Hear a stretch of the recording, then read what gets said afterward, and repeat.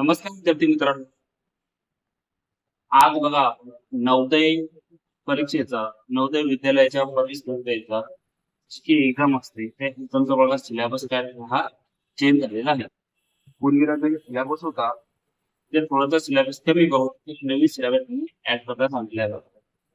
पूर्वीला mental activity म्हणजे बुद्धिमत्तेचा जे काही पेपर असायचा त्यातले जे क्वेश्चन असायचे बघा तर त्या सुद्धा 50 मार्कांचे असायचे. बरोबर आहे का? परंतु ते कमी करून त्याच्यामध्ये फक्त 25 मार्क असणार आहेत आणि त्याचे जे क्वेश्चन आता ते होतं 70 क्वेश्चन असणार आहे. त्याच्यामध्ये आता EVS म्हणजे काय इन्व्हायरमेंटल स्टडीज या त्यांचं ऍड करण्यात आलेलं आहे. म्हणजेच बघा आता नेमकं आता आपल्याला 75 मार्क्ससाठी 25 मार्क आपल्याला मेंटल ऍबिलिटी बुद्धिमत्ता विचारले जाणार आहे बघा.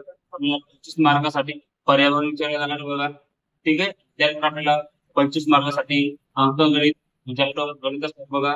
आणि त्यानंतर बघा शेवटचंच म्हणजे भाषा मराठी भाषा म्हणजे ज्ञान येते 25 मार्क म्हणजे असं काय नाही आपला एकूण 50 मार्काचा हा 100 मार्क हा पेपर नोंदवायचा असणार आहे.